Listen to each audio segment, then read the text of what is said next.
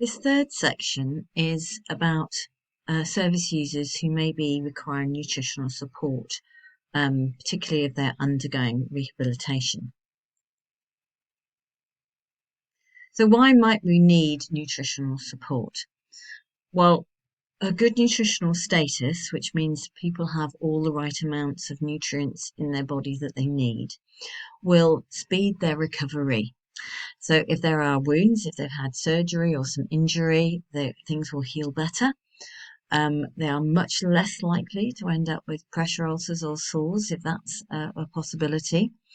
They're going to feel a bit more energetic, have greater strength, more likely to be able to fight an infection that comes their way or not get it in the first place, likely to feel better emotionally, mentally, and will have improved quality of life.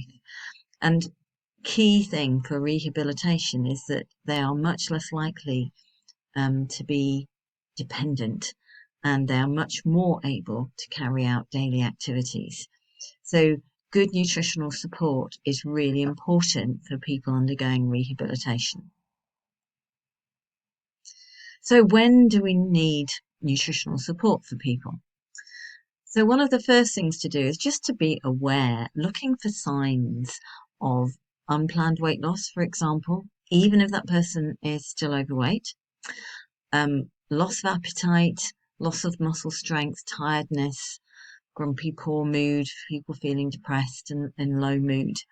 So all of these things could be partially due to poor nutrition. So for the people overcoming surgery, illness, injury, they also need to be thinking practically. Are they actually still able to cook or shop or prepare food as they would have done before? Or is there someone who's able to help with that? And one of the key things that we encourage people to do in order to make the decision about nutritional support more evidence-based, scientific, more appropriate, is to consider nutritional screening. And what that means is it's a simple, rapid process that looks at that individual and their characteristics and looks for things that are known to be associated with malnutrition. And the whole idea of a screening process is to identify those people who are at risk of becoming malnourished or who are already malnourished or who may need a referral to a dietitian. So you're all working in different areas, so which tool is going to be most relevant for your workplace? There are a number of them out there, and some trusts use different things. We're going to have a brief look at the one that is used most widely and has a strong evidence base.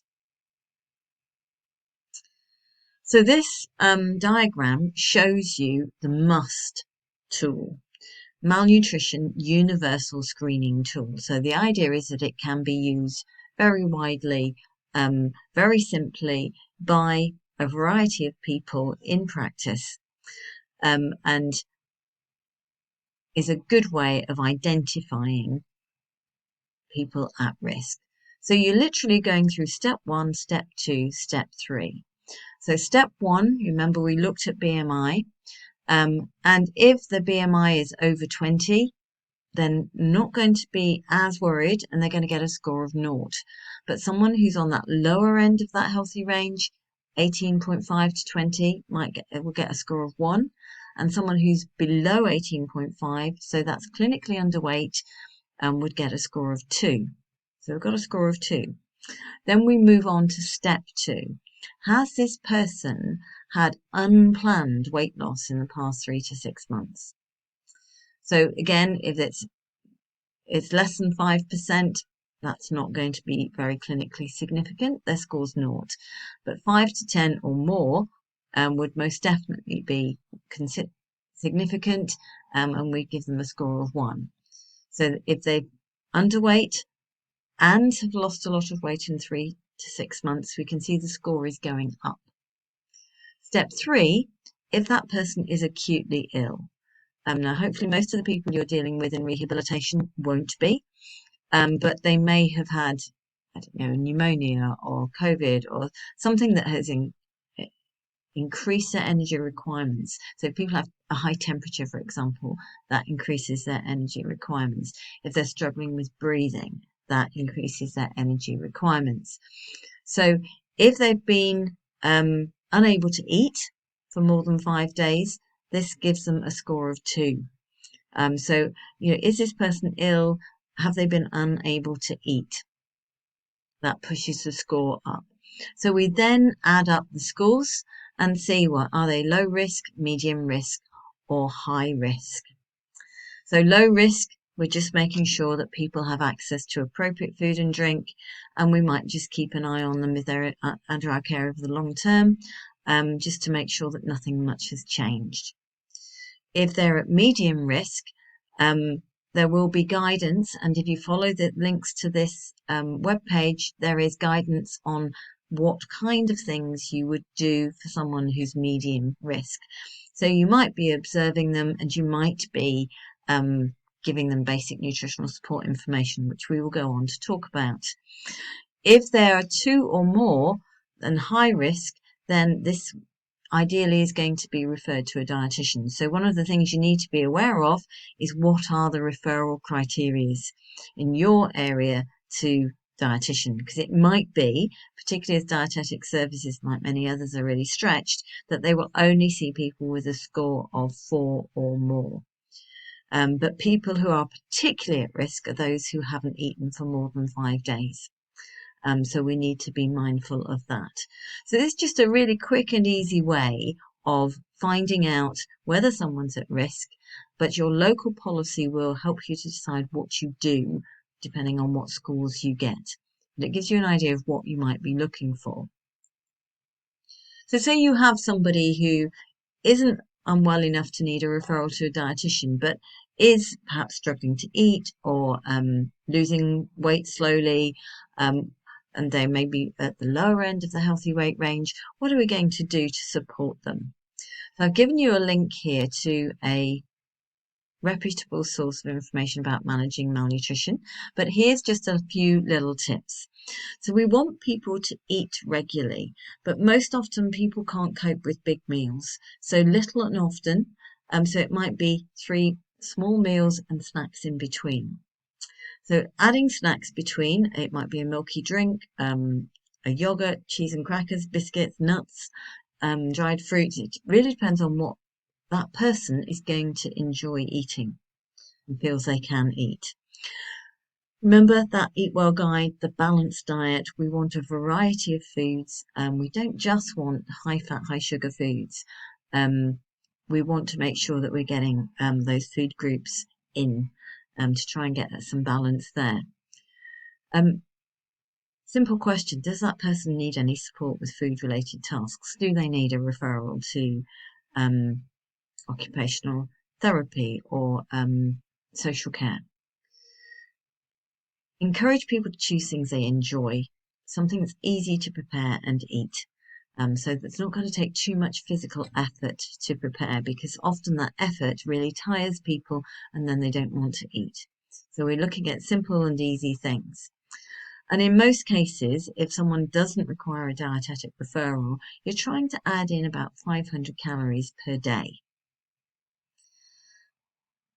And how we try and do that is include more nutrient dense foods. And that means foods that with a small volume, you're going to get quite a lot of energy and hopefully protein as well. So one way of thinking about it is foods that are designed to feed. So that is milk, eggs, nuts. They are all energy dense foods that provide protein and energy. And we need both. We need calories, but we need protein as well. So just to give you some ideas of some nutrient-dense foods, just some examples here. With protein foods, we might be talking about meat, but fish, oily fish in particular, is quite energy-dense. Eggs, if people like them. Nuts, nut butters, beans. Dairy foods, so cheese and milk, and ideally full-fat milk. We don't want people having skimmed or semi-skimmed milk. If they can cope with full-fat milk, they might want to make hot chocolate, malted drinks, milkshakes, anything like that. Full fat yogurts, again, a really good source of energy and protein. So dairy foods, if people like them and can tolerate dairy foods, are going to be a really useful resource. If people like puddings, custards, milk puddings, but anything they're going to enjoy. So if they, mini individual puddings can be really useful and very energy dense, the kind of thing that when you're trying to manage your weight, you avoid. But in this case, those things can be really, really helpful. Fruit, we still want some fruit and vegetables, but we don't need loads and loads. We certainly don't want our vegetables taking half a plate in this instance. So we still want 5 a day ideally, but we want them, don't necessarily have to be more than that. And with things like fruit, you can add cream, custard or ice cream to try and increase the energy. With vegetables, they might have grated cheese, like cauliflower cheese. It might be a cream vegetable soup, or you might put butter on some green beans or carrots, for example. Those kinds of things, just adding that little bit of extra energy, but with very little extra volume. So those foods high in fat and sugar that were on the outside of that Eat Well guide can be included, but don't forget we need the overall balance. And we want to discourage people from having low energy foods, so sugar-free food, fat-free foods. So the standard versions will be more helpful for them. So just be mindful of lots of little things, finding out what people like, what they think they can cope with. On the website, with the information, there's some guidance on the calorie content of these different foods. Obviously, that depends on how much people have, but we're aiming to have a variety of things through the day to try and get them up to that extra 500 calories. If this doesn't work, then redoing that must screening and finding ways for people to, different ways for people to try and increase. But if it's not working and people are still losing weight, then we'll need to refer on to the dietitian.